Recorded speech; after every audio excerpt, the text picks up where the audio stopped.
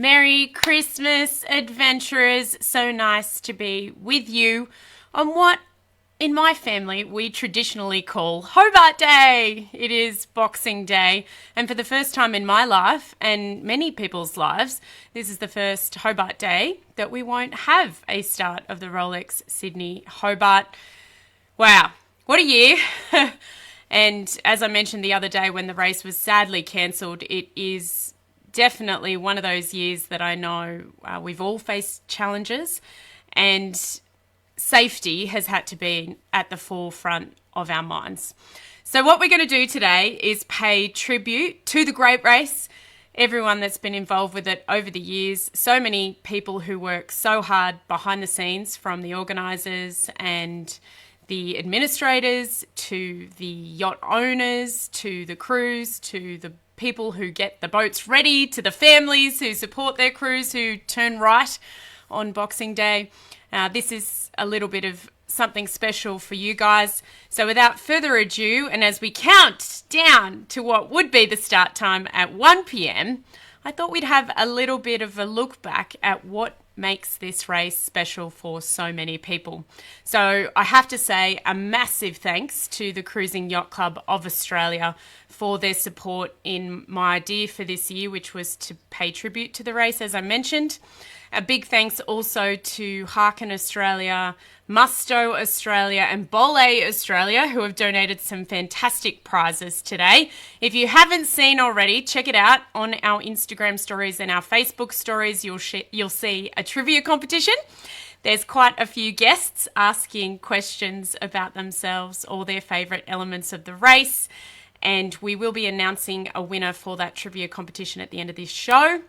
The winner will receive a Musto hoodie. Then we will draw our major prize draw for the year. We have had video competitions running since lockdown started happening. Then we had a trivia competition each week for our Adventures Weekly shows. So our major prize winner today will be drawn from all of those winners, including today's trivia winner. And the grand prize is a Musto jacket, which will be a Rolex Sydney Hobart 2020 Collector's Edition. So very excited to be bringing you those prizes, and we will have other prizes happening across the course of the day, thanks to Harkin, Musto and Bolle. Now, our Bolle prize, keeping our eyes open, anybody who's watching the show today, we want to find out who's finished the most races consecutively. So if you know somebody who's finished a lot of races consecutively, being the Rolex Sydney Hobart Yacht Race, before that its other iterations, please let us know. And we have a amazing pair of Bolle Australia sunnies. They're what are they called? Photochromatic. So the ones that actually change with the light strength, which is pretty insane, and they're polarized as well. So we're keeping our eyes open today to find the person who's finished the most Hobarts consecutively. And I mean finished, not just started. So keep us posted in the comments below. Without further ado, let's get into a little bit of archive footage. Again, thanks to the Cruising Yacht Club of Australia for helping me out with this. This is a look back at the Hobart race, the Sydney Hobart race. These are all of the races that were sponsored by Caltex at the time. So, well, the first race was in 1945, but then after that we have lots of different versions and memories from the race all the way up to 1975. So sit back and enjoy, and we will bring you some lovely memories from across the years, from 1945 when there were 9 entries all the way through to 1975 with over 90 entries, 10 times the original amount. Here we go.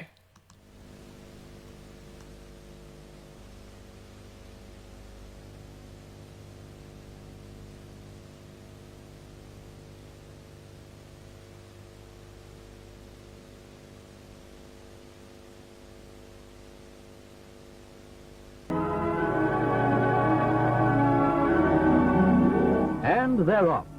The giant schooner Astor, biggest of them all, has everything drawing as she leans to the breeze and surges forward. While below our spotting plane now, there's Lasso Luss, running nicely before the breeze. On her 6th racing trip to Hobart, she's got the distinction of having the only girl in the race in her crew. You can bet they're trying to tell her how tough this race can really be. Land ho! Yes, the mist-shrouded cliffs mean a perfect landfall for the leaders and promise tricky sailing down the rugged coastline. It's from here on that more races have been lost than won.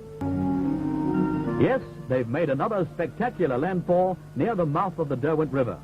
In front, Karawa has crossed a storm bay that isn't stormy and makes a fine sight as she sails up to take line honors for her 8th time in the 16 Hobart races. December the 26th, 1961, and the marina at the Cruising Yacht Club of Australia in Rushcutter Bay is packed, as well-wishers farewell the record fleet of 35 yachts before they set out. This is the testing time. The climax of months of preparation for crews and ships. Winch in and away they go on the most dramatic Sydney Hobart race ever staged. Winston Churchill broke the start by 15 seconds and was forced to go around again. The spanking 22-knot southerly soon had the fleet flying towards Sydney Heads under leaden skies. Southern Myth showed out early, but the 57-foot Solo, yawl rig this year, flashed up alongside her with the fiberglass cutter Jansoon 2 also in the picture.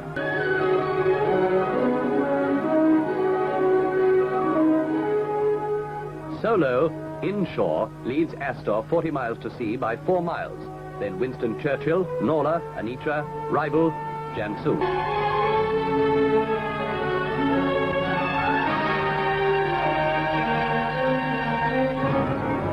The calm before the storm becomes a reality.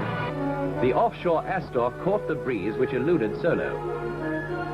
At dawn in Storm Bay, Astor, maintaining her advantage over Solo, led by 2 miles into the Derwent River. Astor headed up the Derwent to the finishing line, her 5 sails drawing perfectly and sending her slicing towards the finish. Hers were the line honors for 1961. Astor arrived leaking badly from a sprung scene. The 1962 race gains a truly international flavour with the arrival in Sydney Harbour of the 57-foot aluminium yawl Ondine, crack American racer which sails from New York to compete. Owner-skipper Huey Long is at the helm as the sleek Ondine is given a memorable welcome to Sydney. Ondine has an imposing record with a first in the transatlantic race, first in the St. Petersburg to Fort Lauderdale, first in the Buenos Aires to Rio de Janeiro, and first in the North American Ocean Racing Championships for the 1962 season. She is crewed by experts. Dawn, Boxing Day, December the 26th, 1962, and the Cruising Yacht Club's mariner at Rushcutters Bay. Soon the first sail is hoisted and the competitors set off.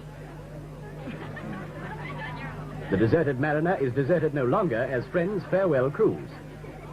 Ondine wins the start by seconds and with a 20-knot southeaster behind her, streaks for Sydney Heads with 41 yachts in hot pursuit.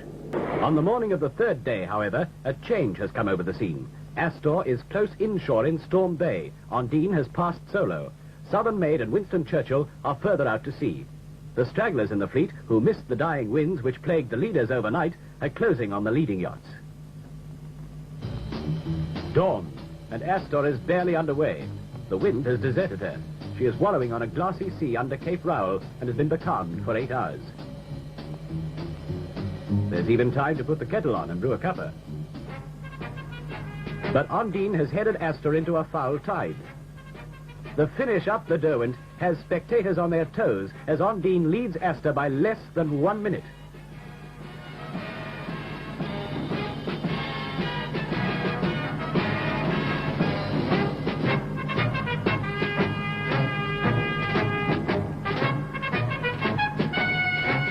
Ondine beats Astor by 1 minute. Solo finished 45 minutes later. The other yachts are becalmed and fog-bound off Tasman Light. December the 26th, 1963, and a record fleet of 44 yachts assembles in Sydney Harbour for the start of the Cruising Yacht Club of Australia's annual Sydney to Hobart Classic. Winston Churchill is nicely away, followed by Carol J. Lascelles, sailed by CYC Commodore Bill Saltus, singles out. This win means a tacking deal to the heads. No game for skippers with ulcers. Mercedes is pressing Lascelles for the honour of first out. But the lass will not be denied, and it's a case of ladies first. Lorita Maria and Caprice of Hue are now reveling in the conditions. Spinnakers are now the order of the day. Kalina sets hers. So does Cadence.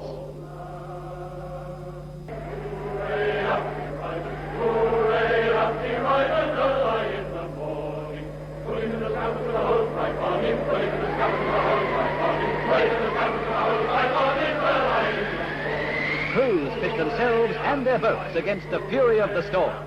With the weather to suit her over the last 150 miles of the race, Astor is first over the line, finishing in the darkness at 9:53 p.m. on December the 30th.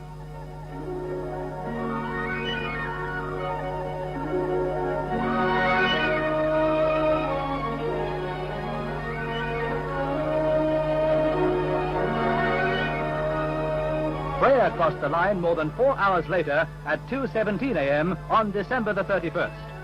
Freya was the winner with the corrected time of 3 days, 6 hours, 3 minutes and 17 seconds.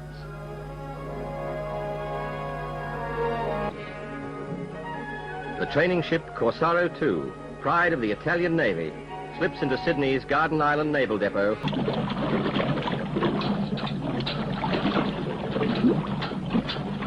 Resting by the marina, over $1 million worth of sleek ocean racing hulls, symbols of man's unending effort to harness the wind and master the sea around him.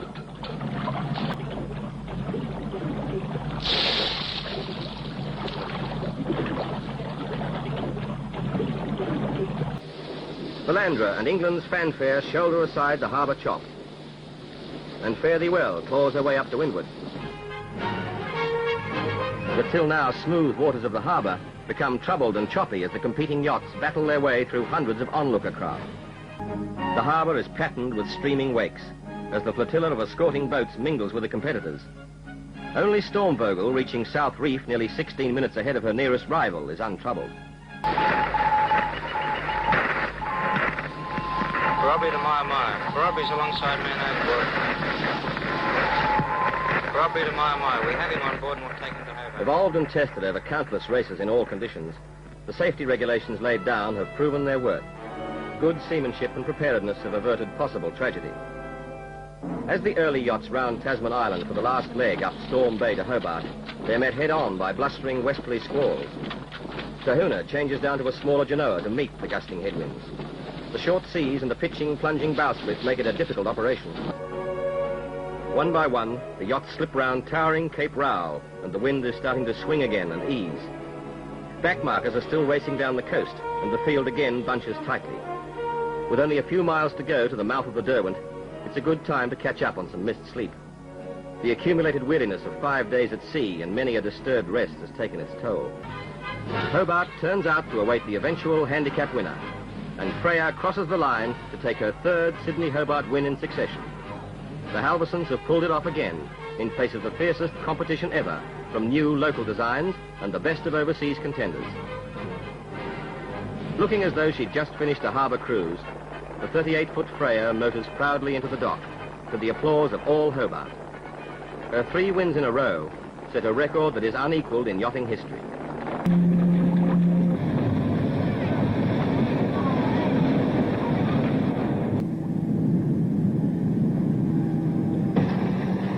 With everything from canoes, surf skis, to ocean-going cruisers and family-packed ferries. Australia's best in blue water yachts and crews, 6 top-class New Zealand yachts, and the graceful 66-foot cutter Nam Sang from the United States, the biggest yacht in the race. Skippers and crews were tense during the hazardous passage down the harbour through the spectator fleet, and then to the open sea, and 640 miles of tough ocean racing to Hobart. 6 o'clock on the first night out. New Zealander Fidelis leads the American Nam Sang by a narrow margin off Shoalhaven, followed by Valandra, Bacchus D, Shimal, Salacia, Seawind, Franklin, Satanita and Salome. For the watch on deck, it's a case of trim the gear and make the best of whatever wind there is. Aboard Lorita Maria, refreshments. The fleet are approaching Cape Forestier off the Tasmanian coast. Way ahead, Fidelis finds her wind troubles.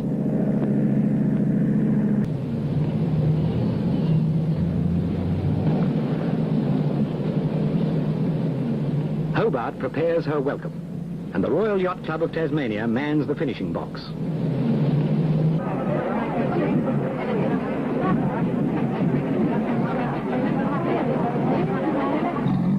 Fidelis will be the first New Zealander to take line honours.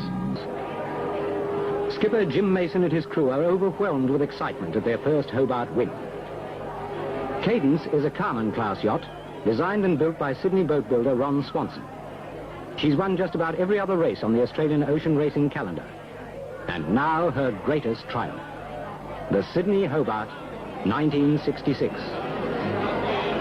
The main overseas challenge for the Sydney Hobart race will come firstly from Eric Tabali's Penduic 3, the famous 59-foot schooner from France.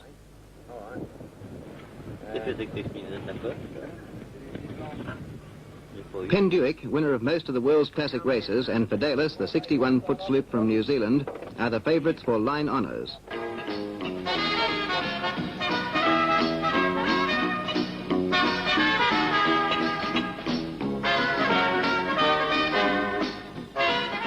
Finally, all aboard for the great adventure, and now a glorious view of yachting history as the largest ever field of 67 moves up Sydney Harbour, aided by a moderate southerly of 10 to 12 knots.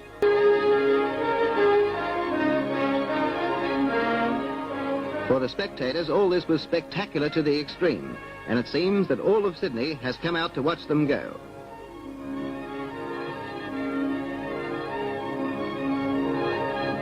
Gale warning issued at 0500 Greenwich Mean Time. Area affected, waters 39 to 50. As the race progresses, attention turns to the finishing point, and at Hobart, the press room is the focal point of Australia-wide interest. And the big news is the two-way battle for line honours between Penduic and Fidelis. The margin at this stage is less than 5 miles.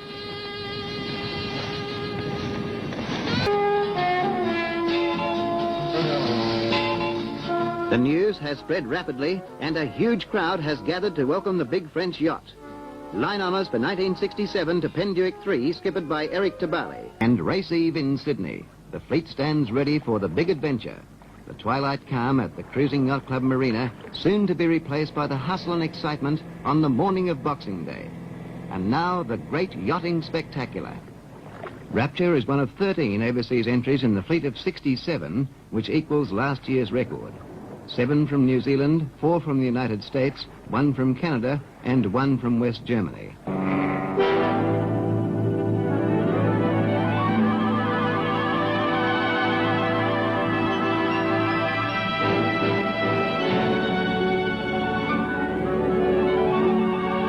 Bob Crichton Brown's Bellandra are approaching Tasman Light, and it's been a consistently good performance, always up with the leaders. On now to Hobart, and the big welcome for Ondine and crew.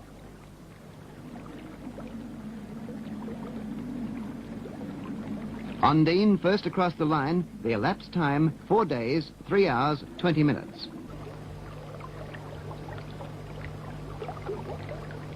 Spectators are enthralled, but the fickle Derwent wind just did not blow. For these modern mariners, silent as a painted ship upon a painted ocean. Oh, where is that wind? But it's Coomaloo's race with Boomerang second and Ragamuffin third. Competitors from 5 overseas countries, representatives from all states of Australia and New Guinea, a record fleet of 79, and the greatest number of overseas yachts ever to compete. Winston Churchill, a lone survivor of the original race, a quarter of a century back in 1945. Torria, a newcomer to the Sydney Hobart race, and one of the 8 competing yachts from New Zealand. Best known of the visitors from the other side of the Tasman is Fidelis, winner of line honours in 1966. From Japan, the first ever entry, Vargo, a sleek 36-footer, with its good luck charm, the Koinurori, flying from the masthead. From the United States, Salty Tiger, with her tough, experienced skipper Jack Powell and a crackerjack crew. And the formidable 4-yacht challenge from Great Britain, Crusade, owned and skippered by Sir Max Aitken. Yorkshireman Arthur Slater's Prospect of Whitby. Rodney Hill's Morning After. And Morning Cloud. The launching of Apollo. a Western Australian yacht built in Sydney for Alan Bond, finished only a few weeks before the start of the race. Another old hand in a new boat, Jock Starrick of America's Cup fame. From a pioneering adventure to a major international race in the space of 25 years. At CYC headquarters, an atmosphere of smooth efficiency with an undertone of nervous excitement. The greater the field, the greater the problems of organisation. But there are no last-minute mishaps, and each one of the 79 entries will face from above the complete picture as the yachts marshal in the starting area. The 1969 Sydney to Hobart yacht race is underway. Crusade is just ahead of Apollo in the scores. It's a dramatic finish as the two yachts stage a midnight duel up the Derwent. In Hobart, it's a sleepless night as thousands stay up to welcome the leaders. And out of the darkness comes Crusade, winner of line honours for 1969. And now, the winner on handicap. Morning Cloud, the 34-footer, described by the owner skipper, Mr. Edward Heath, as an off-the-shelf purchase. She sails across the line to take out the handicap honours from Prospect of Whitby and Silesia.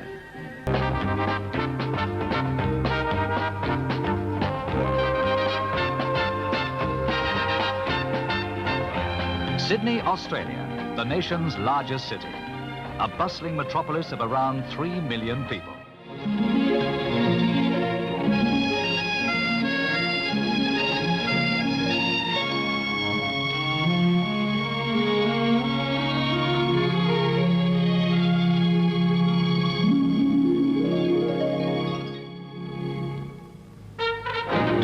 Boxing Day, dull and overcast, with a forecast for northeasterly winds to speed the 61 contestants southwards.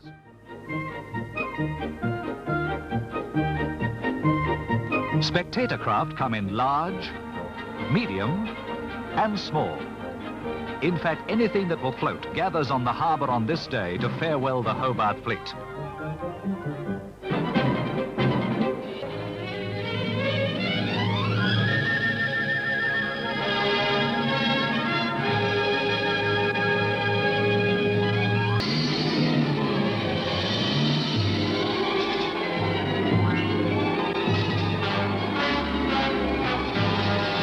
Some of the worst conditions in the 26-year history of the race. The reports come through from the Caltex radio relay ship Barley High to the press centre at the Cruising Yacht Club.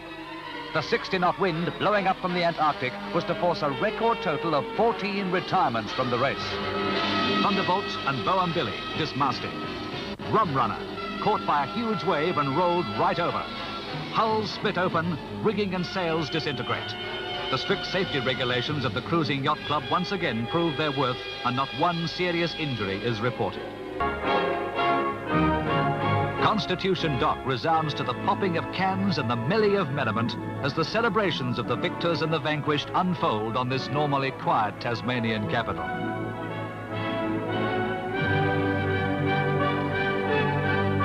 On board, arch rivals of yesterday play host to one another. The intense competition is, for a time, forgotten, and a toast is shared to this year's winner. Congratulations go to Pasha, her crew, and to skipper Bob Crichton-Brown. After all the years we've tried, we have at last won a Hobart race. I imagine that all owners and skippers and crews who sail in this race would regard this as the greatest moment, being up here collecting this hardware. But from my point of view, it's been the culmination of tremendously hard work on the part of my crew. December. An armada of ocean racing yachts converges on Sydney. They come from all over the world. Giant 73-footers and some no more than 30. Among them are the winners of almost every major ocean race on the international yachting calendar.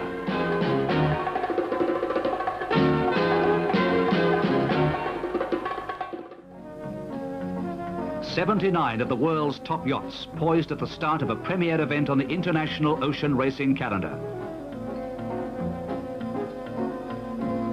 Only seconds to go now, and still only the barest hint of a breeze. The 27th Sydney Hobart Yacht Race is underway. Ahead lies 640 miles of open sea to the finishing line in the Derwent River. From the Barley High, reports are relayed to a communication centre especially established at the Cruising Yacht Club. A computer then provides each yacht's position on handicap. The best ever is how CYC Communications Coordinator George Barton describes the system. The midday report confirms Kealoha 2 among the leaders. In Hobart, just before midnight, Kealoha 2 comes in to take line honours.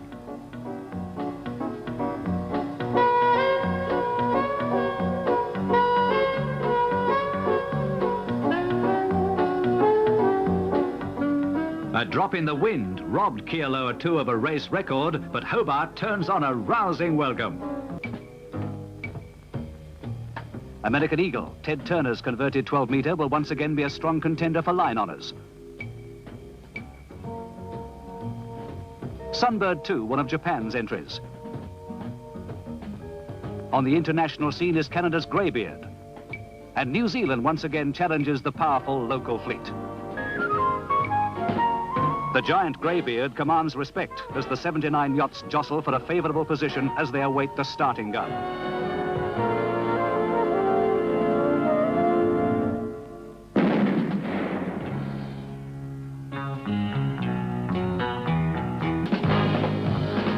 American Eagle, lifting to the first of the ocean swell, tacks towards the heads where the Caltex radio relay ship Stella Maris waits to accompany the fleet.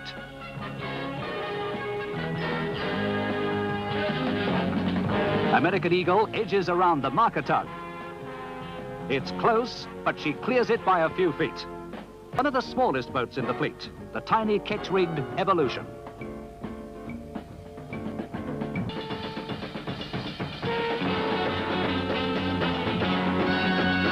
Ragamuffin struggles to keep her spinnaker working, while Minna has dropped her spinnaker to meet the sou'wester. Greybeard closes to half a mile as Eagle's crew try desperately to get moving again. Finally, the Eagle picks up new breeze and speeds towards the finishing line. She crosses 3 days, 4 hours, 42 minutes and 39 seconds out of Sydney, 56 minutes outside the race record. The position reports from the Caltex radio relay ship Stella Maris indicate that Turner's most serious threat now for handicap honours is the veteran yacht Caprice of Huon. Nothing to be done but wait. Is that Caprice? No, it's Taurus. And Turner knows that he has won the elusive double, handicap as well as line honours. There's Caprice, but time has run out. Becalmed earlier in the river, she finishes 21 minutes too late. With the opening of the Sydney Opera House in October 1973, Australia gained another international cultural centre. The building is a spectacular landmark on the foreshores of Sydney Harbour. At the Cruising Yacht Club of Australia in Rushcutters Bay, Sydney, activity increases as departure time draws near.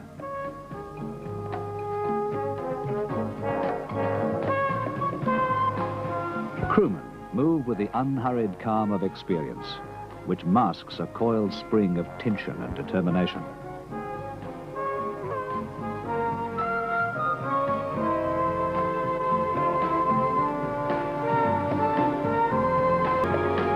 "93 yachts head for the line with less than a minute to go to the starting gun.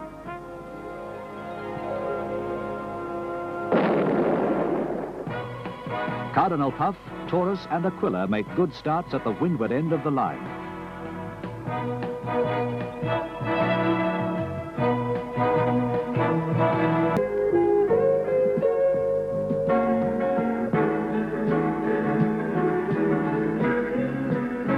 On Saturday morning, the new 39-footer Seal 3 takes over the corrected time lead from Prospect of Whitby.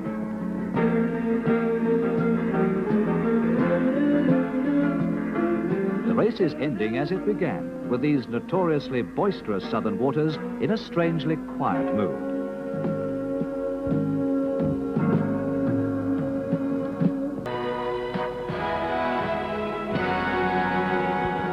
The 29th Sydney Hobart race has ended in a corrected time victory for an overseas entry, Seal 3.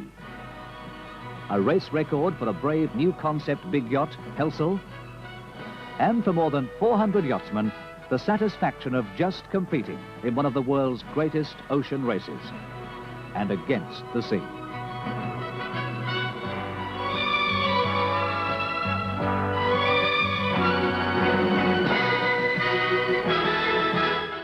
Joe Diamond briefs crews in the 1974 race at the Cruising Yacht Club of Australia's clubhouse. Now, what we lack in numbers this year, we're certainly making up in quality. The race for Line Honours is going to be a fantastic race, which I'm sure everyone will take a tremendous interest in. But there's another tremendous interest is in our new Admiral's Cup boats.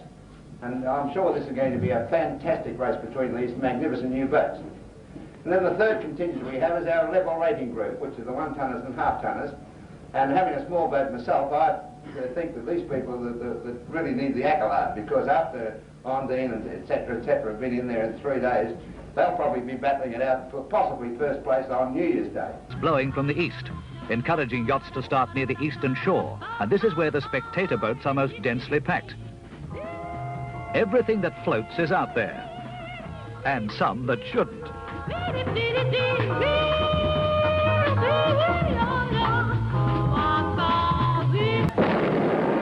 Right from the starting gun, Bumblebee 3, the favourite for the handicap honours, accelerates from the fleet.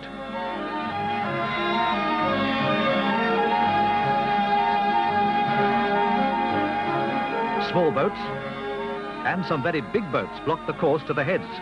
The ship has broken down just before the start and is forced to moor hurriedly right in front of the yachts. But on the afternoon of December 27, the northeast sea breeze fills in, and Bumblebee 3 shows the speed that has won her 5 races in 5 starts.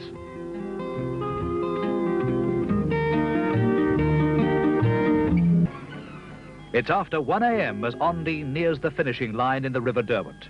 The helmsman, Warwick Tompkins, waves the photographer's spotlight forward onto the giant Genoa jib so he can see the sail by its light and steer to keep it working effectively.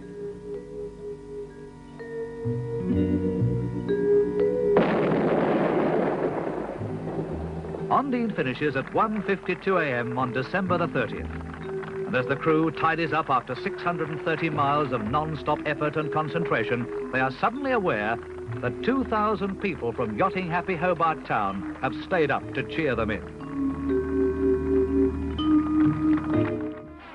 The official corrected time overall results for the 1974 Sydney Hobart race are, first, Love and War.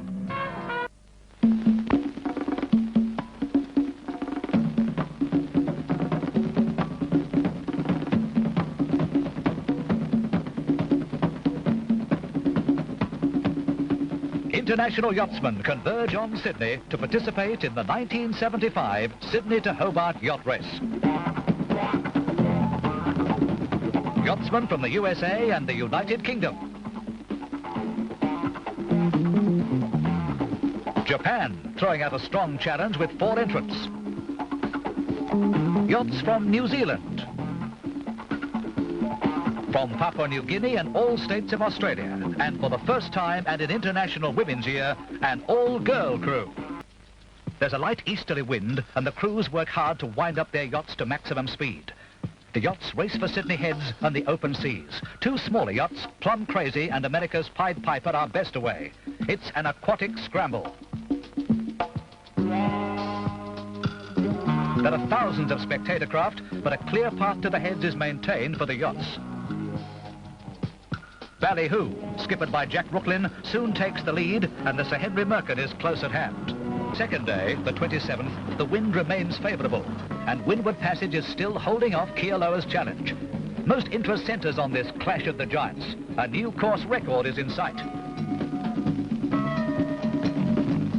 Kealoha has all stops out as she charges across Bass Strait and down the Tasmanian coast. Jim Kilroy and his crew are trying everything to head off Windward Passage.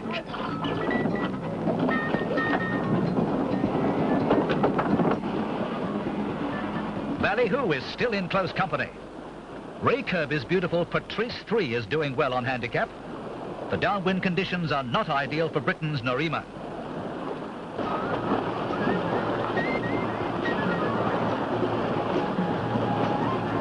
Gear lower holds off a desperate challenge from Windward Passage and finishes at 2:36 a.m. on the 29th to an enthusiastic welcome. She has smashed the race record by almost 11 hours, adding to her already amazing string of victories. The Caltex radio relay ship Mascarin 2, her difficult job concluded, enters Constitution Dock. It's a magnificent sight.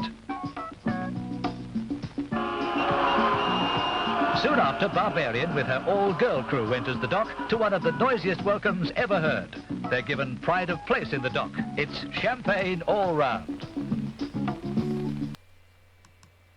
And there you have it, a little bit of a recap of the Rolex Sydney Hobart race. Well, what is now the Rolex Sydney Hobart yacht race? At that time, for most of those years, it was actually sponsored by Caltex and the Caltex radio relay vessel. Oh my gosh, a big shout out to everybody that would have been going south on JBW as well. We really need our radio relay vessel. Oh, far out.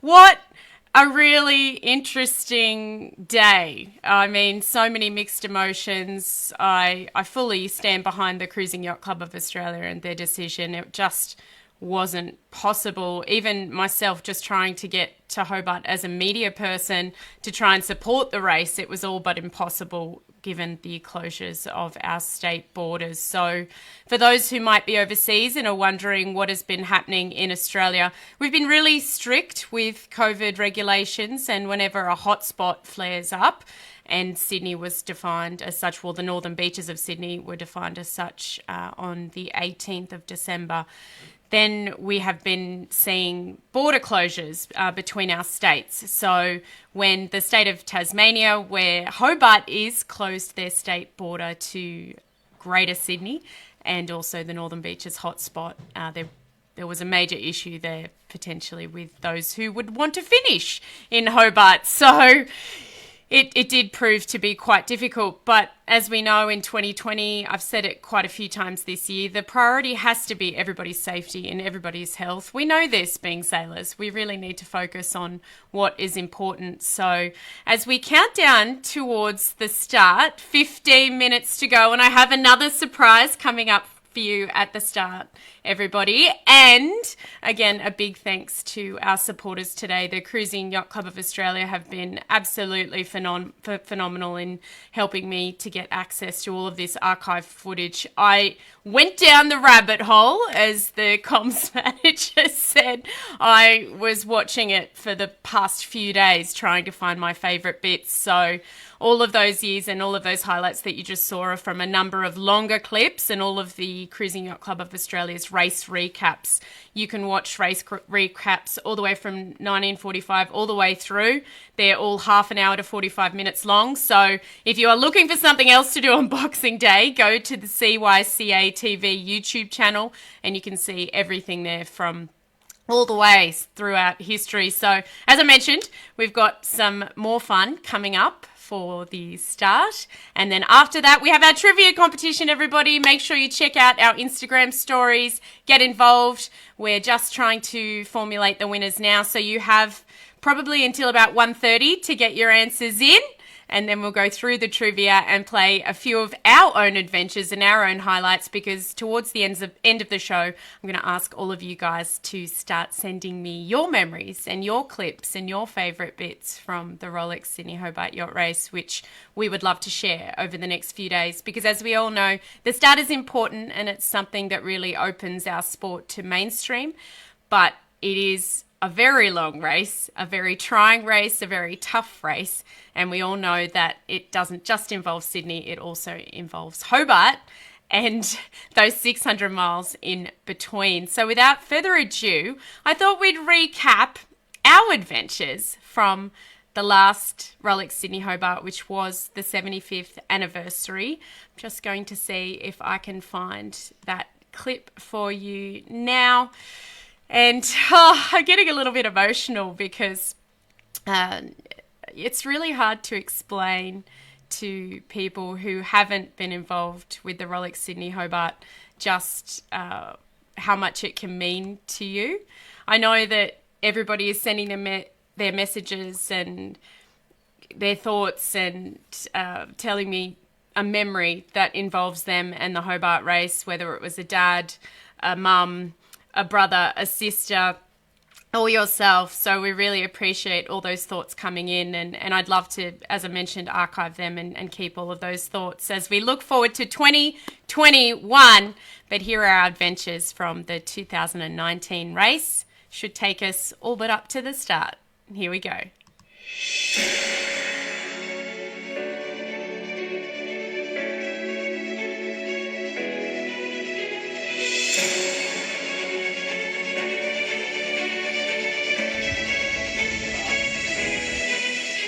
Tradition, elegance, prestige. This is the 75th edition of the Rolex Sydney Hobart Yacht Race. This is Nick Douglas for Adventures of a Sailor Girl, keeping you covered for your Rolex Sydney Hobart coverage.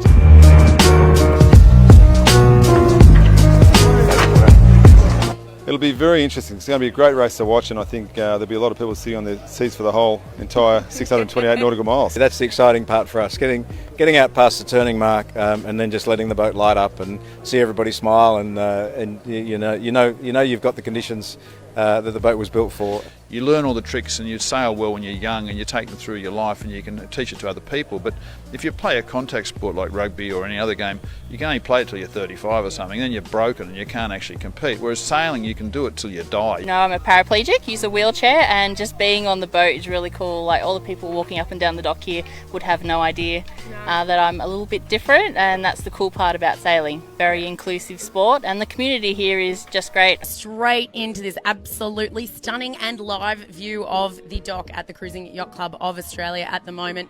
So far you've heard from 4 boats that we managed to catch up with. We've caught up with 30 over the past few days, and that's nothing in this 157 boat fleet. We're really trying to keep you covered this edition of the Rolex Sydney Hobart, as we always do. I mean, really.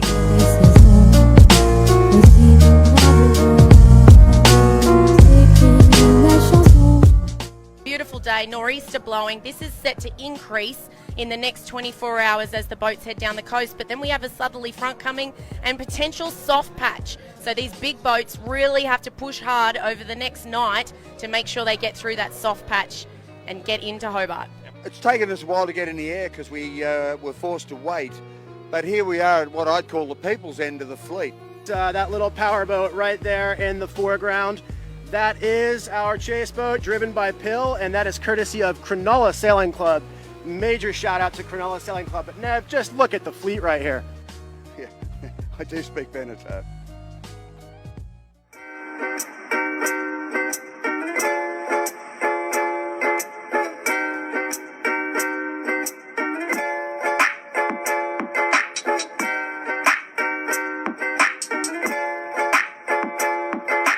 Samantha Grant and Jim Cooney's Comanche. They are the current line honours champions from the 50th Transpac race. And what a year this boat has had. And you are going to get the best view of this boat coming across the finish line. There's the gun. Comanche takes line honours. Silas Nolan cheering on the bow there. They take line honours, the second for Samantha Grant and Jim Cooney, in the 75th anniversary of the Rolex Sydney Hobart. Absolutely phenomenal. Let's show the world what Comanche can do. Put the hammer down and off the wheel.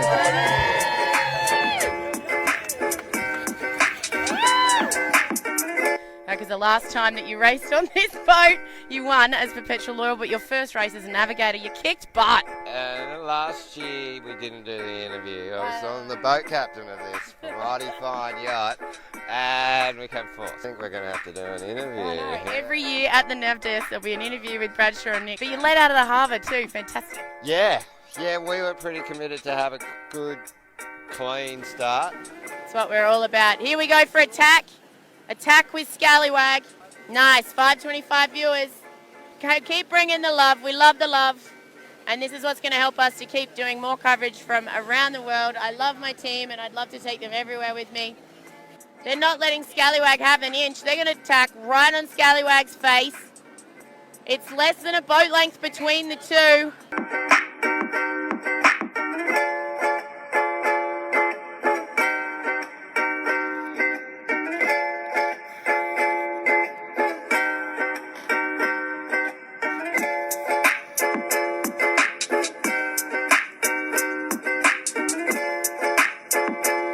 go into the jibe. Will Oxley on nav. Gordy Maguire's the sailing master. Once they come across the line, setting a very impressive time to beat. They're right in the sun here. And could this be the Tattersall Cup winner for the 75th anniversary of the Rolex Sydney Hobart? It is his 30th Hobart, Matt Allen. He's doing his 30th this year.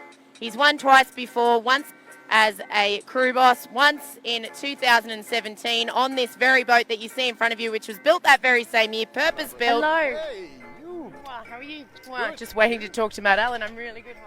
How are you? Awesome. Hi. Nice to see you, Penny. Hi, Mary. You feel better now? Yeah, awesome. Hi.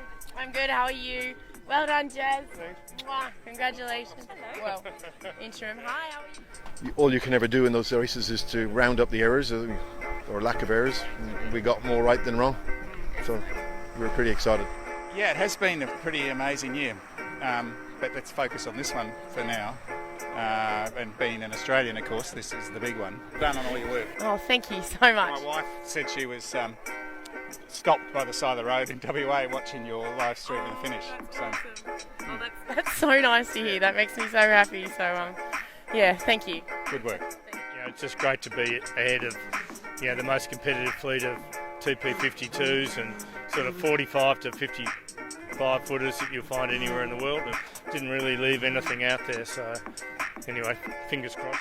All right, guys, we're going to wrap it up here on the dock. We're going to head back out on the water and see who else we can catch live. We're keeping you covered here in Hobart. My name's Nick Douglas for Adventures of a Sailor Girl. Our supporters, Pentania Sailor Motor Yacht Insurance, also Musto Clothing and Harkin. Now it's a game of hurry up and wait. We were talking about that earlier. What do you do to pass the time while waiting? Here we have the proper national prize. They looked after my staff, who are looking after me, who are helping us to keep you covered. This Rolex Sydney Hobart, we love Henry. If you come to this village, you must come and buy a pie and say, I'm buying a pie because Sailor Girl said so. That's the rule. I'm leaving home for the coastline, someplace under the sun. I feel my heart. It's Stephanie Kieran. We'll see if we can get Steph to chat to us over the rail. Actually, I believe she's the first female skipper into Hobart. Congratulations! Her very proud husband. Steve's just explaining to me they called the boat Active again because that was actually the name of Jane Tate's boat, and the name of the trophy for the first female across the line in the Rolex Sydney Hobart is the Jane Tate Memorial Trophy. That's a nice little tie-in there, sir. There's a place that I've dreamed of where I can free my mind. I hear in the 75th anniversary of the Rolex Sydney Hobart. Watch the bowman's hand. 2, 1. Yep, there's a horn. Yay! Go! Congratulations. Kia Loa 2, 50th across the line. Renee is our guest commentator this afternoon. She's actually sailed on board SWDK quite a number of times. You might have seen my interview with her before the start. She was working hard. And I can't wait to see you in Hobart. We might have to see if we can get you out on the water to watch these guys finish. That would be amazing. Yeah, I've got your number. We're going to organise that. I've got a boat. You're going to come out and watch them. That would be awesome. For people who don't know, your disability, you just mentioned your spinal injury slight. Yes, I'm an incomplete paraplegic, low down. I had an accident that I don't really talk about anymore because sailing is way more fun. I agree with that. And for me, being out on the boat is really cool because you can go past me in another boat and you would have no idea I use a wheelchair, so that's really cool. That's Sailors with Disability right there. They're the next boat going to be across the line. I did think that was them. Don't listen to anybody else, don't look at anybody else. Focus on Excited for you to cheer. You might not be able to see Renee right now, but she's got her Sailors with Disability flag and she's waving it high. She's so excited to be cheering her boat home. This is absolutely lovely. I'm feeling very emotional right now because this is so special. Thank you, Nick. Oh, you're welcome, Angel. It's so nice to have you out here, and congratulations to Sailors with Disabilities.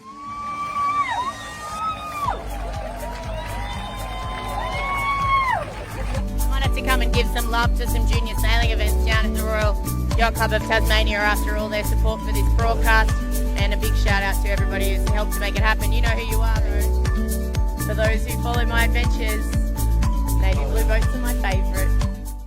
Team on board Komatsu Ujuru, every man, woman and boat, thank you guys. We're keeping you covered here on the Derwent. This is Nick Douglas for Pentania Sailor Motor Yacht Insurance. Musto, and Harkin Australia, and National Fires. Love you guys. See you soon.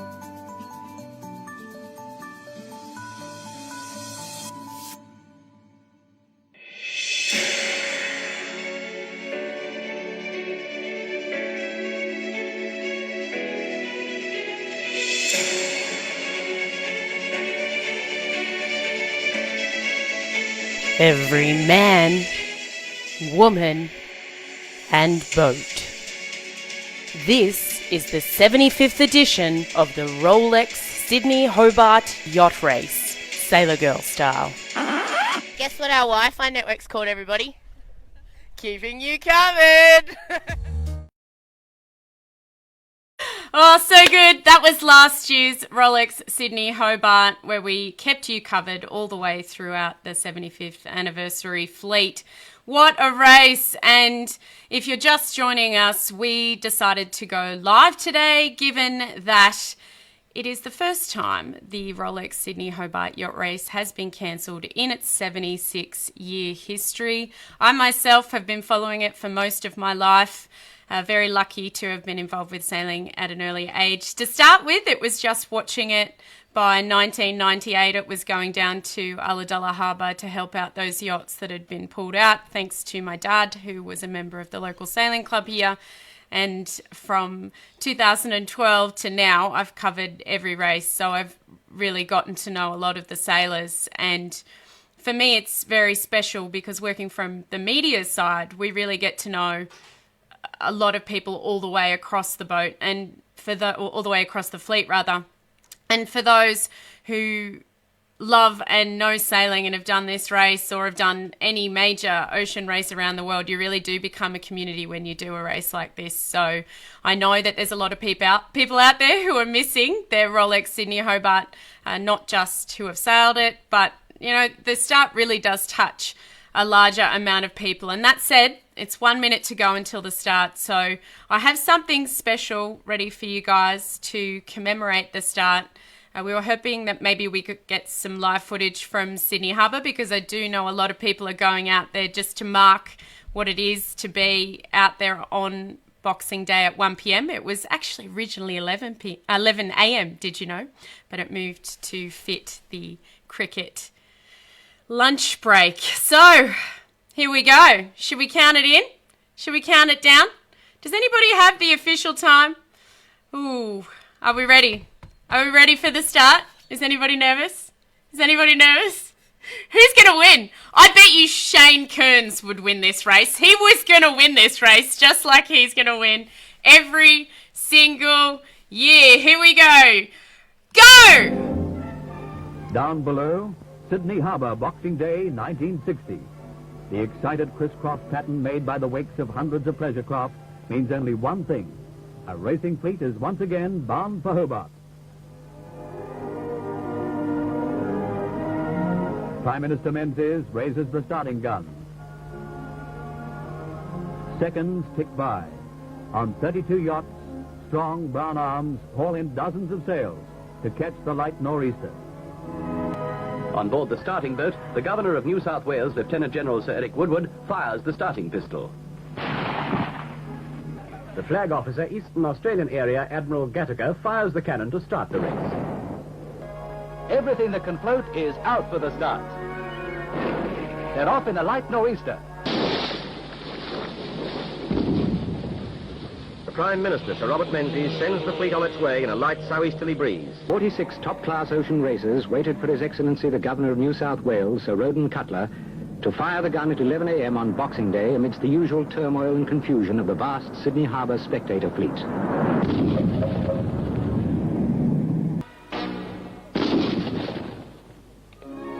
The starter, Mr. R.W. Askin, Premier of New South Wales.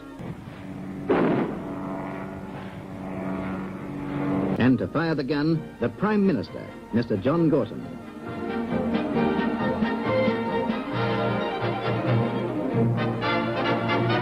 And at 11 o'clock precisely, the 1969 Sydney to Hobart Yacht Race is underway. Arriving to fire the shot that will send the yachts on their way is Sir Frank Packer of America's Cup fame. Although the preparation of the yachts has been underway for many weeks, there's always that last-minute item that requires attention.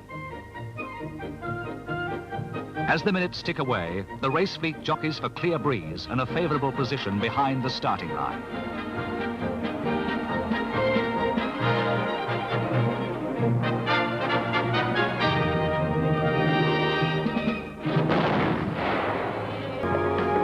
"93 yachts head for the line with less than a minute to go to the starting gun.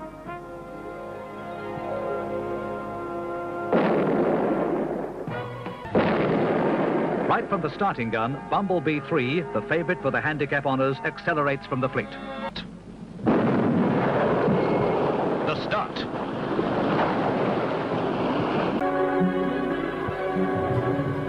Since its inception in 1945, when 9 yachts competed, the Cruising Yacht Club of Australia's annual Sydney Hobart Yacht Race has grown in stature and today is recognised as one of the yachting world's blue water classics. There you go. The start time now 2 minutes after the start would have happened. The weather that came through this morning, Clouds is still sending out his weather updates. The weather that came through, it looks like it could have been a record breaker. Oh my gosh. As fate would have it. Oh, so sad. So there you have some of the starts thanks to the Cruising Yacht Club of Australia and their archives. They are from all of the Caltex edition races. So thank you so much again for giving us access to those archives. Aren't they so special? And if you've just joined us, you'll have to watch back. I showed a few of the highlights from the 1945 race through to the 1975 race. I have been editing madly, and a shout out to my lovely partner Andrew, who put up with me yesterday editing, given that we're only together for Christmas anyway. But labour of love, and fantastic to look back at some beautiful moments from the harbour on Sydney traffic, the Sydney Harbour traffic always being a highlight all the way through. The starter being such a key person, as you just heard there, from Prime Ministers to Governor Generals, and now we have stalwarts of the race starting it as well, which is just beautiful. The technology has also been massive. I mean, the tracker from actually just showing video footage of a map with placements of the boats all the way to graphics and now the modern day trackers that we have.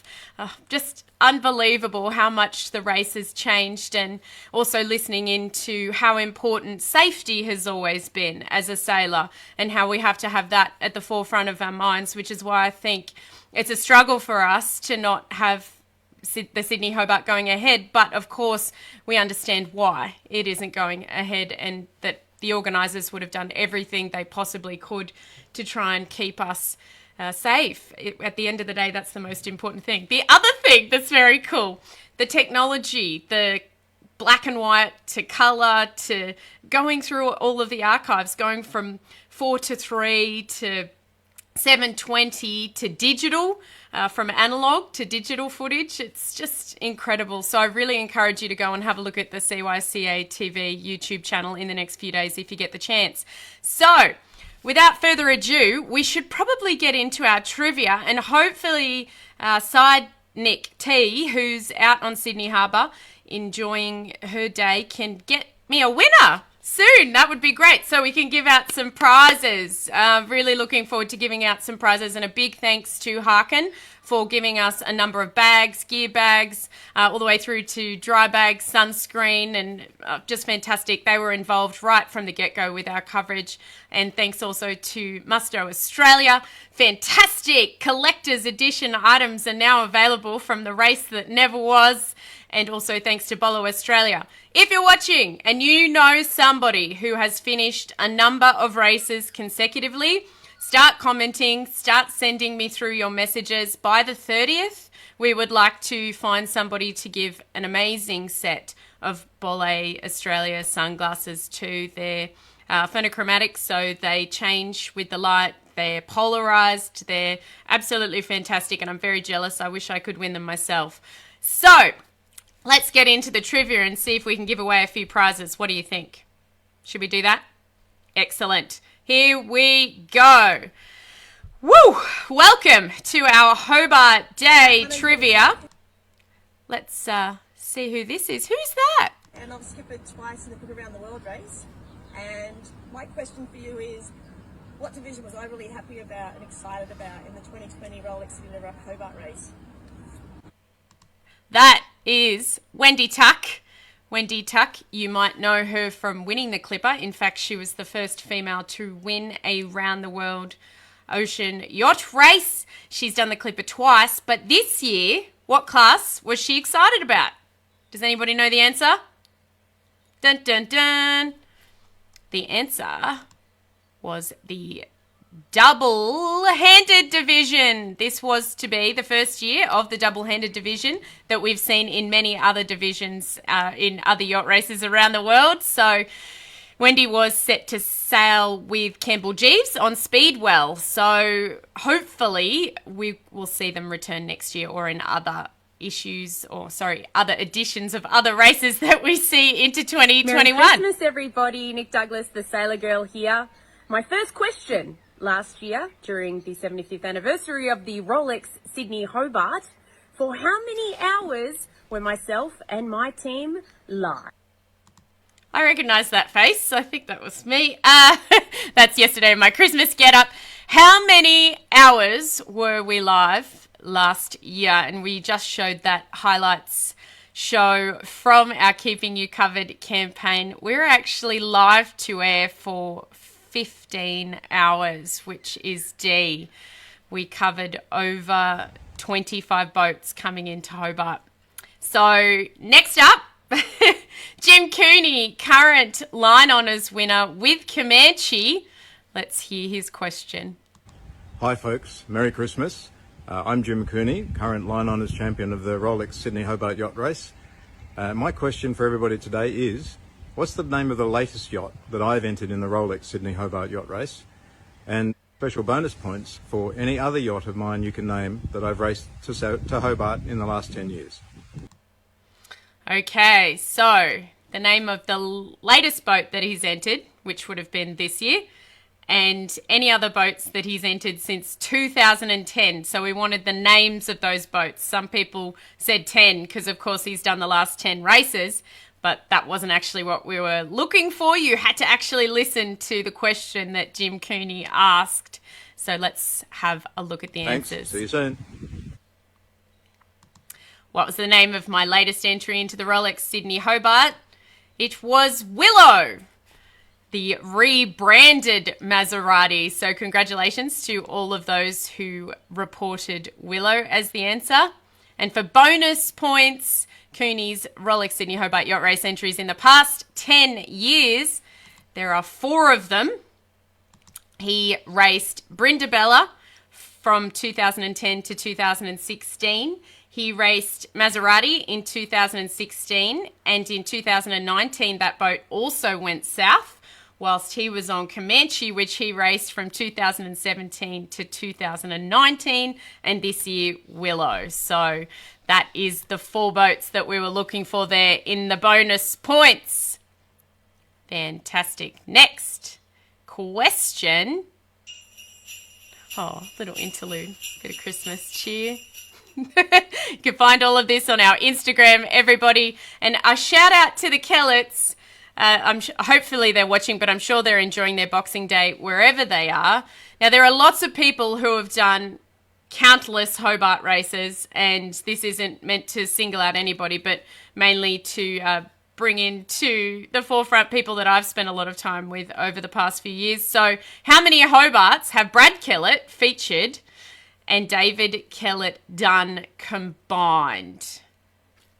Pretty amazing. Brad Kellett actually holds the record for the youngest person with 25 consecutive Hobarts. So maybe he might get some sunnies. I'm not sure. Has anybody done more than 25? But he has to contact us too. So somebody tell him to contact me and we'll see how we go. 74. 74 Hobarts between father and son. Absolutely mental. But very, very, very lovely. And a shout out to the Kellets wherever you are on this Boxing Day. Missing you muchly. Now, next up. the man who is supplying a jacket to the winner of our overall competition for this year, as well as a hoodie for the winner of this week's trivia competition, and lots of other prizes which we'll work out over the next few days. We will come up with more competitions over the next few days, guys, so stay tuned. We'll be keeping you entertained and bringing you some Hobart cheer to finish off one interesting year. Hey there, it's Ollie here from Musto, and my question is, we have a newly launched 2020 race cancelled collection of merchandise, and my big question is going to be, will these become collector's items? Will they become collector's items? Let's see.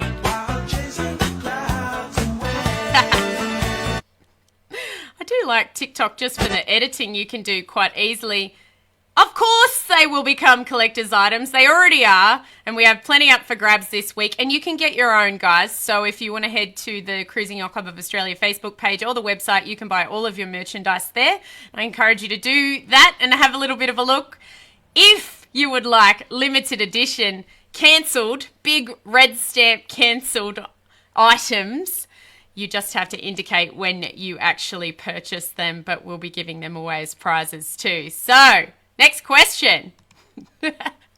What is the most important race? But I think I've got a guest to ask this question. He does apologise for how dusty he is, and he did apologise to me this morning for getting it to me a little late. So what is the most important race? The Hobart, the Volvo race, the Olympics, the America's Cup? Or is it more important to get to the bar first? Well, clearly. Yep, it's more important. To get to the bar first. That way you don't offend any other disciplines of our sport. And we can treat them all as number one by being the first one back to the bar or back to your barbecue to hook up with your buddies. Godspeed to sailing. Love you, Knock. Great job, buddy. Yep, sailing is a great leveler, and we all love being at the finish to celebrate with our mates, whether we were competitors on the water, we're mates off the water, and I love that. Hello again. My next question. If you've followed my coverage for the past several years of the Rolex Sydney Hobart, in my opinion, what is the prettiest boat in the fleet? Now, controversy. When this question was put up, the wrong answer was actually entered. So anybody who answered Komatsu Azuro, you're actually correct. Not that I don't think Kiloa 2 is absolutely stunning, and as we saw in our recap this morning, has won many races. Komatsu Azuro is navy blue and definitely one of my favourites, as you saw in our recap of last year's Rolex Sydney Hobart. So my apologies. If you answered Komatsu Azuro, which a lot of you did, I know, you were correct, and we will judge accordingly. On to our second last question with Miss Stacey Jackson. I'm Stacey Jackson, professional sailor and small business owner of Naughty Bags. My question for you is, what is the name of the team full of awesome sailors who got second on IRC in the 2018 Rolex Sydney Hobart? In the Rolex Sydney Hobart 2018, second on IRC, and an amazing team who all happen to be women by chance, as Stacey will say, and we'll have a little bit of a look at a recap of that race in just 1 minute. It was Ocean Respect Racing. And who was our unofficial sponsor last year? And a big shout out to National Pies. They actually were going to officially help us this year. What absolute champions, National Pies. The story that you may have seen in our recap just now, my guys actually walked up to the stand in the village, and this is how fantastic Hobart hospitality is, and said, we're absolutely starving. We've just been covering finishes back to back. Is there any chance you can give us a pie? We don't have any money. Our boss will look after you.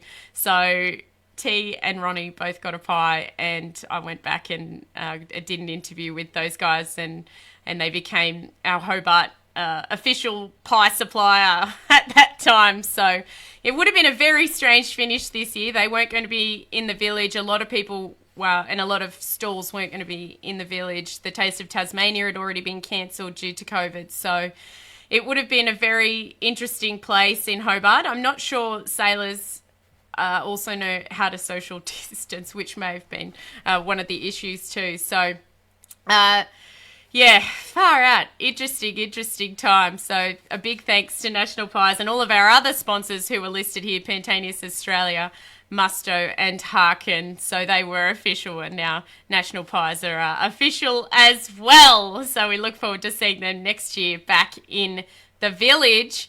I believe that's the last of our trivia. So hopefully we'll be able to come up with an answer for you very, very soon on who is the winner. But you can keep tabs right here. We have plenty more coming up right after this little break, looking at the Hobart from then to now. Since its inception, 1945, when 9 yachts competed, the Cruising Yacht Club of Australia's annual Sydney Hobart Yacht Race has grown in stature and today is recognised as one of the yachting world's blue water classics. From Sydney Harbour, the 680-mile race takes its adventurous competitors south through the unpredictable Tasman Sea to the finishing line at Hobart. Just phenomenal how much it's changed, but how much it's still the same as well. It's quite nostalgic, actually, and we've been looking back this year and paying tribute to the race that never was this year, but will come again next year. Now, we just had a look at one little question with Stacey Jackson, and don't mind me, I'm just trying to find this clip that I want to share with you guys. The Ocean Respect Racing Team, it was a phenomenal project, predominantly because they were trying to go out and share a message, which was to help take responsibility for your actions when in a position to do so in terms of the environment. And I think this year, when we've been in lockdown, we've been super careful about staying safe, but not always being super careful about the waste that we're producing, and we have been producing quite a bit of waste this year. So I thought we might have a little bit of a look back at this team, an awesome team who all happened to be women. So here's a little bit more behind the scenes from that project, following on from the only press conference that we got to have this year, which was with the women of the Rolex Sydney Hobart, celebrating 75 years of having women in the race. You might have seen in our opening memories from 1945 to 1975, the women being told that it was very dangerous and it could be more dangerous than they think, and all the way through to 1975 and the first all-female team. So we've come a long way since then, and hopefully we can go a lot further in terms of gender equality and making that gender balance really come through, but also in terms of bringing environmental awareness to the forefront. And I think as sailors, we really have the opportunity to do that. So let's have a little bit of a look back at the lead up to the 2018 Rolex Sydney Hobart with Ocean Respect Racing.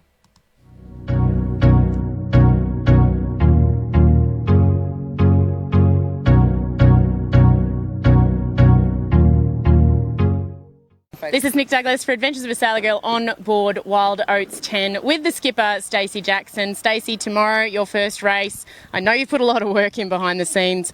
I bet you're excited to go sailing. Yeah, we're super excited to go sailing. We've had our whole team together for the last 4 days training. So it'd be nice to get out there and turn it into a race and see what we can do. Absolutely. Now, Ocean Respect Racing, you've brought this program together. It's not only backed by the Oatley family, but 11th Hour Racing. You raced with Vestas 11th Hour Racing in the last Volvo. Yeah, it's awesome to be able to team up with 11th Hour Racing and continue on everything that we were doing in the Volvo. It was a real eye-opener for me this last race. I first-hand witnessed how bad a state the planet's in, and I just decided that I wanted to continue that message and try and bring it down to Australia as well, bring down 11th Hour, introduce them to Australia.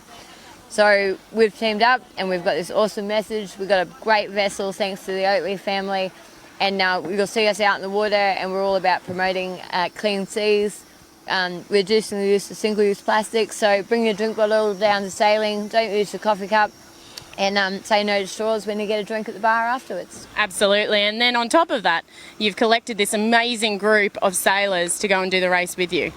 Yeah, I'm pretty stoked about the crew actually. I did a little ring around during the Volvo. Towards the end of the Volvo, I was starting to think about this, and then got to go around and contact a few of the other girls afterwards, and everyone's been really excited, and I'm stoked at the calibre of our crew and really looking forward to getting out there and racing. Yeah, and the fact that they're all female to you really doesn't mean anything. You've just chosen a bunch of fantastic sailors. Yeah, I picked a bunch of people I know or I sailed with or I wanted to sail with, who are all very good sailors, and it just turned out that they're all women, so that's the exciting thing about it. And testament to the ability of females that we have within our sport. Here with just 3 of the awesome members of Ocean Respect Racing. I basically couldn't choose. I think there's 14 of you now, Katie? Yeah, 14 great females. I know, and I had to pick just 3 of you. Hopefully I'll talk to a few of you before the Hobart. But Dee, I mean, you've had a massive year. Katie's had a lot on her plate too, and so has Carolyn. Do you want to just tell me a little bit about what you've been doing and why it ties into this program, Ocean Respect Racing? Yeah, well, following the end of Turn the Tide on Plastic in the Volvo, I've become quite a strong advocate for ocean health, and following a lot of sustainability programs. And when Stacey put this project together with 11th Hour Racing, it sat perfectly, and she invited me down. And at the end of the day, I've left the cold British weather for a month of sunshine in Australia, so I'm very happy. So thank you for having me, ladies. And next I'm going to go to Carolyn, who is recently crowned World Sailor of the Year, female, I know, has won the Volvo Ocean Race with Dongfeng, and just did the A-Class Nationals as well. You got out and Worlds, and did a bit of dinghy racing too, which is great to see. Now you're here. I know, it's awesome. Well, it's nice to be back in Sydney, obviously, and nice to be able to do my second Hobart with Ocean Respect Racing. I think there's a lot of experience there. What was it? 68 Hobarts and 20-something laps of the globe. Yeah, and about 16 or 17 laps of the globe. So the experience is definitely there, and we've been out the last few days training and done our shakedown sail to start with, and now we're actually getting out there and slowly getting all the boxes ticked. So yeah, I think we're on the good way, and really looking forward to a good Hobart. Yeah, absolutely. And today it was like deploy, furl, deploy, furl, deploy, furl. That was fun. It was busy, but good fun. Yeah, absolutely. And I think again the importance for us is the sustainability side. While these 2 have been sailing around the world, I've been playing mum, and it's important for us for our future to make sure that what our kids grow up with. So hence the 11th Hour Racing and all the importance of looking after what we have. And then some of the other crew members on board, Katie, I mean, just off the top of your head?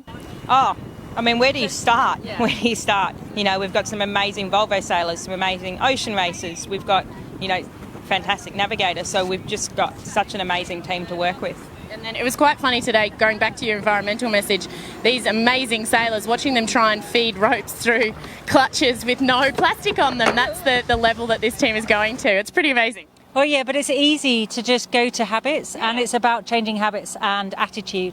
And it takes time, and you do have to find alternatives or get a bit frustrated along the way.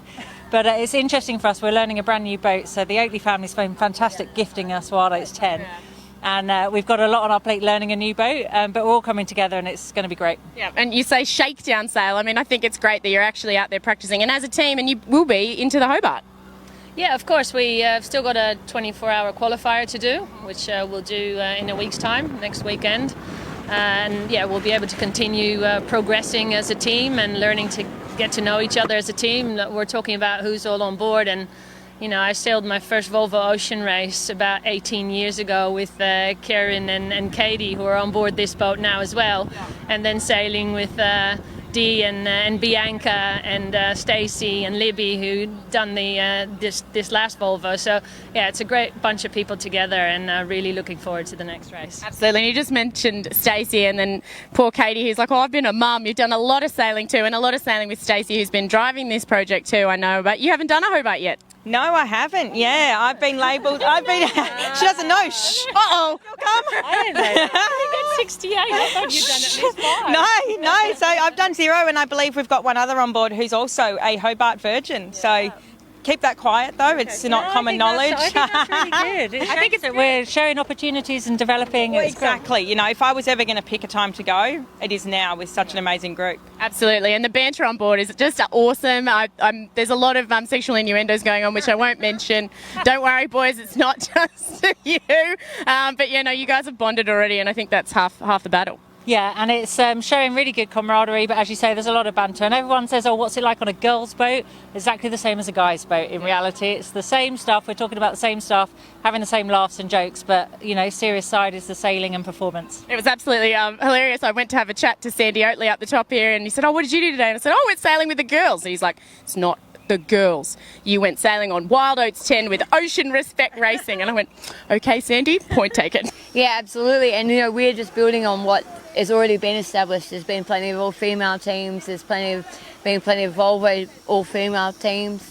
But, we're the first one to put together a professional team specifically to do the Hobart race. And I think it's credit to everyone who's done it before us. And the really cool thing was I had a huge field of people to choose from. Yeah. Unfortunately, we could only take 14, but we got a good pick of the crew. That's awesome. Well, good luck to you. I know you've got to go and do plenty of other jobs before your first race tomorrow, but we'll be out there and we wish you all the best. Thanks a lot, Nick. You're very welcome. Excellent. Great to hear and look back at that fantastic memory. And I was lucky enough to be on the finish boat with the team and their mascot, Julie Bishop, as they finished in her red Converse. That was a very exciting moment. Another great live finish up the Derwent, and I was so looking forward to doing the finishes this year. Now, a few of the competitions which we will run back through over the next few days. I feel like the past week has been about a month, so that's probably why I think it's already 2021. Right. Competitions. People who have done a number of consecutive Hobarts, that is consecutive finishes of the Hobart, I want to hear from you. I have an very, very nice pair of Bolle Sunnies to give away, and we'll be tracking you down over the next few days. Everybody else, I've shared a few of my Hobart adventures. If you would like to share yours, I would love to see them. We have plenty of prizes to give away, and we will be giving them away over the next few days from Harkin and from Musto. I have one hoodie to give away in just one short moment to the winner of our trivia competition. We know who it is, and we will be calling you on Instagram just to check in with you. Hey, should I try and call them and actually tell them that they've won? It's Boxing Day, but I guess I could try. Maybe we'll try and call them and tell them that they've won.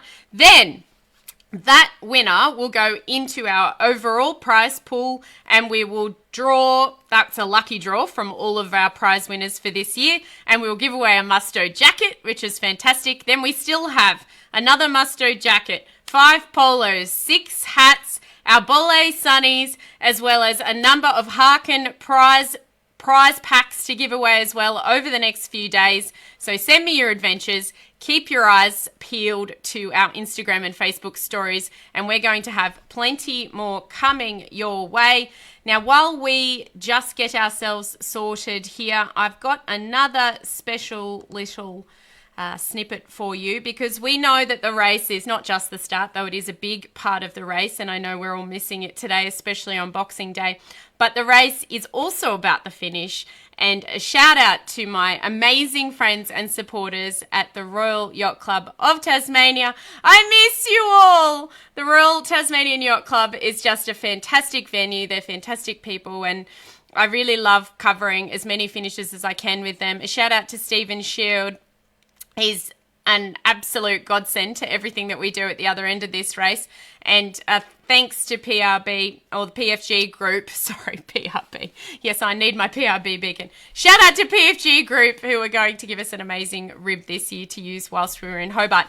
The Derwent will be full of boats in the next few days after the start of the Launceston to Hobart race tomorrow. So make sure you stay tuned to coverage of that. And you never know, there might be a few snippets from me as well, though remotely, before I head to my next event at Sail Paradise. So here's my next little surprise for you. A few snippets from the Cruising Yacht Club of Australia's archives from various finishes from 1945 through to 1975. Here we go.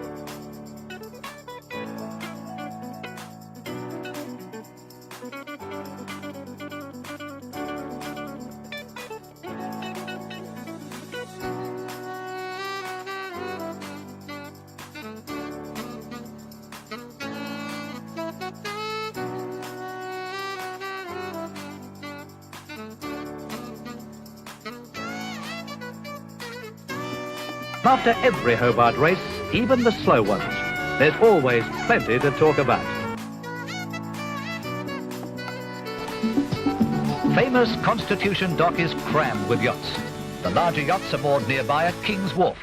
Hobart has not previously witnessed such a colourful armada. Excellent. There's a few little highlights from the finish. I have on the line the winner of our trivia competition for today, our Rolex Sydney Hobart Tribute Trivia, to basically commemorate a few memories for us and a few memories for others, for a whole bunch of sailors that are missing the Hobart. Now, this is Xavier. I'll try and show you Xavier. Here he is. How you going? G'day, guys. I'm excellent. How are you? We're very well. Now, you were actually going to go south, weren't you? I was going to be heading down on active again. Humphreys 54th. Unfortunately, we're not heading down this year, but I heard I am winner of a trivia contest, so I'm quite happy. You are the winner of our trivia competition, so you will get our first prize for this edition of the Rolex Sydney Hobart that never was, a cancelled 2020 collector's item hoodie from Musto. Congratulations! Beautiful. Thanks very much, Nick. Appreciate it. You're very welcome. We also have a Harkin wet bag for you just because we know you would have used that had you gone south. And a big shout out to the Kierans, who I know have Active again. They're very big fans of the show. So lovely to see. Yeah. Thanks so much, Nick. Hope you have a great day. Oh, we will. Now, you have to stay tuned, as well as you have to stay tuned to our Instagram stories and our Facebook stories. Congratulations to Xavier. I'm going to hang up on you now and get back to my show. Lovely to have you joining us. See you, Xavier. Bye. Bye. We'll be in touch with Xavier to get him his Musto hoodie and his Harkin wet bag. We have so many more prizes coming your way, ladies and gentlemen, which we will announce over the next few days. I will go live tomorrow with the announcement of our major prize winner because we do need a little bit more time to get that happening, I feel. I'll just have a look to check that I can do it. Oh, actually, we may be able to do it today. Would you guys like me to announce our major prize draw winner today? This will mean that we give away a Musto jacket right now before we do get into other items for the rest of the week. What should we do? Stay live? Oh, we got no race to be at. I know. What am I going to do with my Hobart day? I might have to go to the beach or I'm not really sure. It's going to be very, very strange. So let me see if I can find a favourite.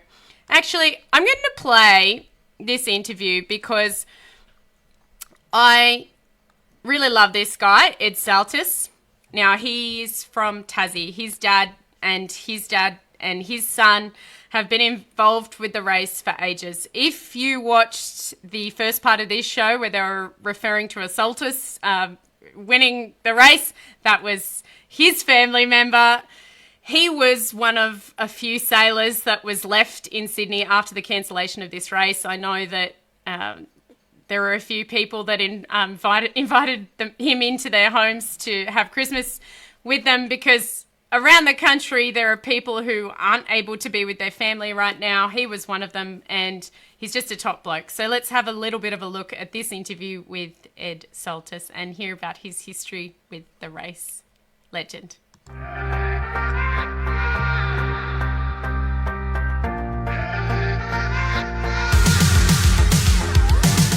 This is Nick Douglas for Adventures of a Sailor Girl. We're keeping you covered. I have with me Ed Saltis. Now, how many Hobarts are going to be enough Hobarts for you? Oh, look, I don't know, mate. This is 38 coming up. I said when I did 35, that's it, it's all over. But kept coming back. It's a funny thing. It's just hard to break the cord, you know. I keep getting pulled back in reluctantly. So one more this year, we'll see how we go. I'm sure they really, really twist your arm.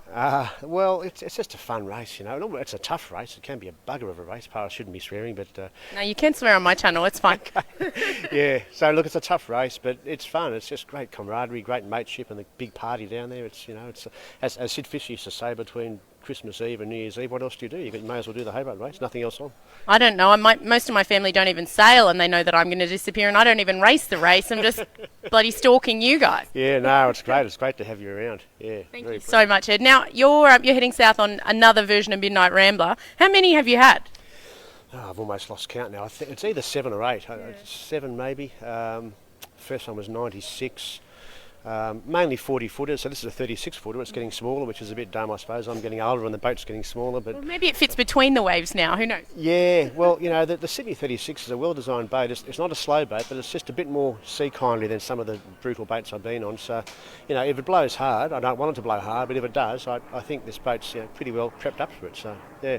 Very, very nice to hear. Now, who do you have on board this year going south with you? We've got a great bunch. I've got 4 of my old hardheads like me from Sydney who have done 1,000 Hobarts with me. Yeah, that's right. You're a Taswegian now. Yeah, I moved to Tassie. Yes, yeah. So you got 4 from Sydney, 4 from Tasmania? 4 from Sid, 4 from Tas, yep. And the Tasmanian guys, one girl, the forward hand Lucy, is just fantastic. She's a great trimmer and bowman and bow person, really good. So, Lucy's there, Joey, Glenn Stevens, so really good Tasmanian crew, younger, talented guys and girls.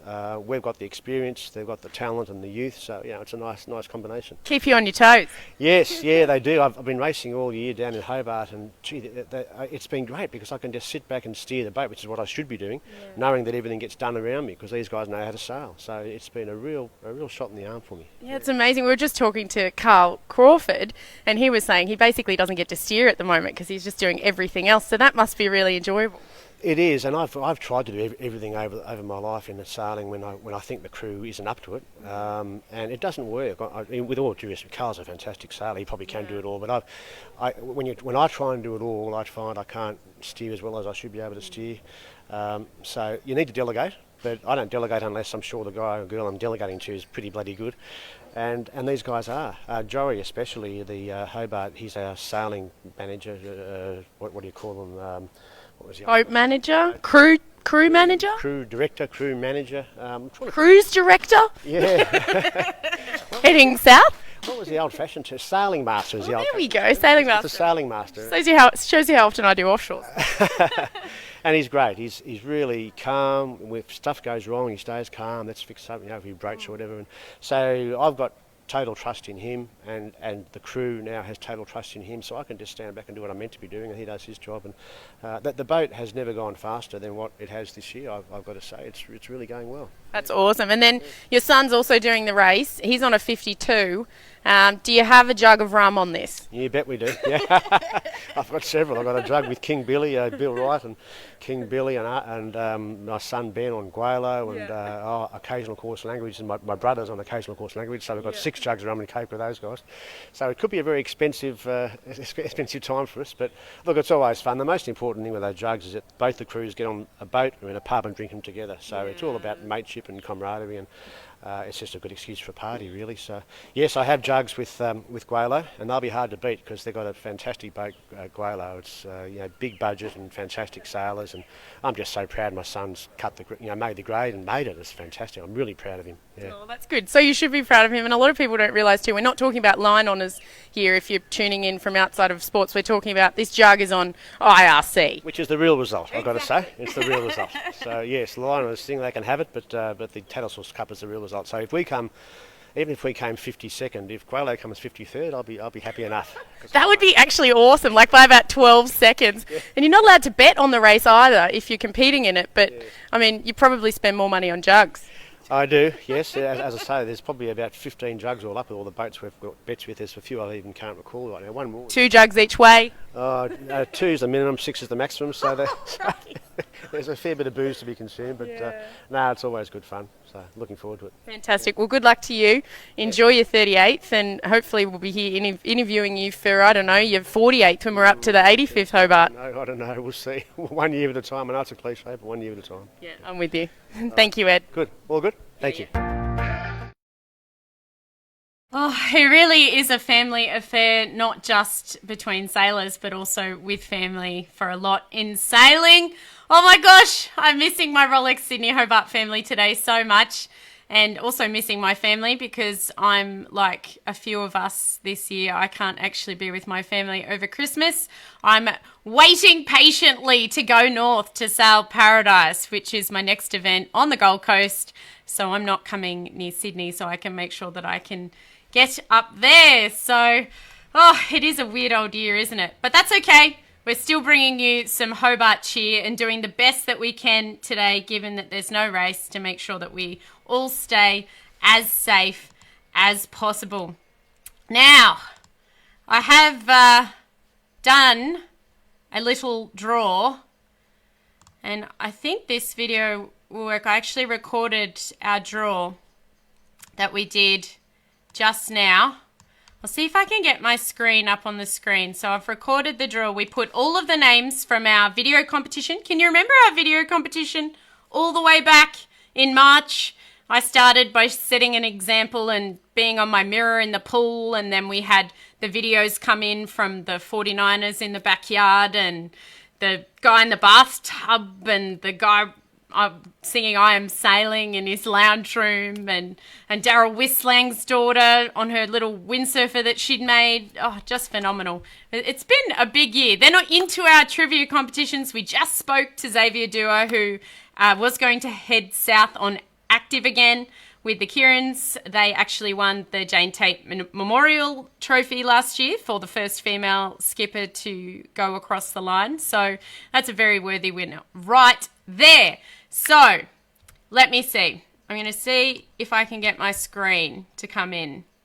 Can I do a desktop capture? Let's see.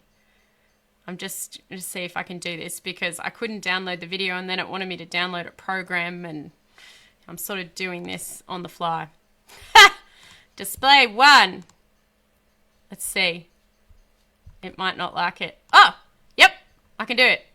Okay, but then if I change over here, then we'll have no idea of what's actually coming up on my screen. Oh, yep, that's working. Okay, so what I've got to do here, guys, it's going to be a bit complicated, but I just did the lucky draw. And I know who the winner is, but I'm going to show you the lucky draw just so that you guys feel like you're involved. This is going to be complicated for 1 sec while I switch screens. Are you ready? Here we go. Right. Wow, it's like mirrors. Okay, here we go. Who's the winner? I'm going to watch the video of the draw that I did just before for our major prize draw for this year. The winner is Ed Warner. You have won, ta-da, a Musto jacket collector's edition from the 2020 Rolex Sydney Hobart Yacht Race, or I'm sure you can negotiate a different jacket, but we have a jacket donated, which is just fantastic. If you want to buy merchandise from this year's race, which will soon be gone, they've actually sold out of t-shirts already and the polo tops aren't far away. Make sure you get yourself on the program and have a little bit of a look. I'm going to go to a little sting just so we can have a little bit of a look at our Hobart tribute sting while I see if I can get Ed Warner on the line. I have no idea where he is. He might be asleep. Since its inception, 1945, when 9 yachts competed, the Cruising Yacht Club of Australia's annual Sydney Hobart Yacht Race has grown in stature and today is recognized as one of the yachting world's blue water classics. From Sydney Harbour, the 680-mile race takes its adventurous competitors south through the unpredictable Tasman Sea to the finishing line at Hobart. Excellent. I'm trying to get Ed Warner on the line. Looks like he's a young kid. This is awesome. And he looks like he sails a lot. Fantastic. See if he answers. If he doesn't, I'll try him again later and I'll let you guys know. There are plenty more ways that you can win while we're spreading some Hobart cheer at the end of this year, heading into 2021. I know we'll all breathe a sigh of relief. Again, just a quick message to everybody out there. If you're not able to be with your family this year, I am incredibly sorry that you can't be, but hopefully there is somebody there with you. If you're in isolation, we're thinking of you. It's not an easy thing to do. I think a lot of us have had to go through isolation or quarantine this year, and it's been a very tricky thing, but I guess that means that we value what's really important, and that's being with each other and really making the most of that time that we do have when we're together. So that said, I hope you do get time in the next few weeks, especially without a Rolex Sydney Hobart, to share and spend time and make lots of memories and have lots of adventures with your family that you would not have otherwise had. So I think I might finish up this show for today. If you joined in partially, a partial way through, make sure you have a look back at a lot of the memories. I can't thank the Cruising Yacht Club of Australia enough for letting me access that footage, which I thought would really make tribute to the race and share some memories and show people why it is so important and why it does mean so much to so many. Not that safety isn't at the forefront of our minds and not that we don't understand exactly why the race has been cancelled, but it is sad and it is something else that we've lost when I think we thought we were getting there towards the end of the year. So I'm really looking forward to the series that the Cruising Yacht Club will be putting on next year in February and March. It sounds like there'll be 3 offshore races, including the Flinders Islet race, a race offshore to a virtual mark, as well as the Sydney to Newcastle race. And hopefully we can get back in the swing of things, but we'll stay safe, have fun, and keep smiles on our face regardless. And if you are within 1.5 meters of each other, make sure you're only smiling with your eyes with a mask over your face. I can't stress enough how important I think a mask is. And I have my Sailor Girl branded mask, so I was all ready to go. We had our 1.5 meter boom mic. We were organised to make sure that we do what we can to stay safe and look after everyone. The F1 have been doing a great job, and so have a lot of other sports with their bubbles, but sailing's very different that way. We come from so many different areas across so many different age groups, so it is a little bit harder to manage. Oh, what a year for so many different people, but I'll be in touch over the next few days. Thank you again to our supporters. Thank you to Harkin for always being there for us this year, and to Musto and Bole. We look forward to doing a lot more work with these guys over the next few weeks and into the new year. Should be good fun. Shout out to our supporters that support us all the time, Pantanius, Sailor Motor Yacht Insurance, and Decky. We've just come on board with Decky. Great to be with them as well. And, of course, my lovely family who are in Sydney. I hope they're watching. My beautiful god kids who I miss Christmas Day with this year, they're watching on the TV. Their dad sent me a picture. So, hello, Charlie and Harry. I love you lots and I miss you. And to Andrew and Nim who are sitting over here, and I better take my Kelpie to the beach or she might kill me. So, signing off for Boxing Day. I hope you appreciated a few memories and a few tributes. And we'll get in touch with Ed Warner who won our jacket. Tell me who's done the most consecutive Hobart finishes in a row, and I'm going to get them a pair of Bole Sunnies. And make sure you share your memories with me. WhatsApp is fine. You can get my phone number anywhere, or if you want to email me, it's nick@nickdouglas2ss.org. I would love to see your memories so we can keep spreading the Hobart cheer over the next few days and right into when we would have been in Hobart. To all in Sydney, to all in Hobart, I love you lots. And to anyone in isolation, I hope that your family have sent you a Dan Murphy's voucher, as it did to many of my family members, for as soon as you get out of there. I think that's it from me. Merry Christmas for now, and we'll be in touch very soon. Bye, guys.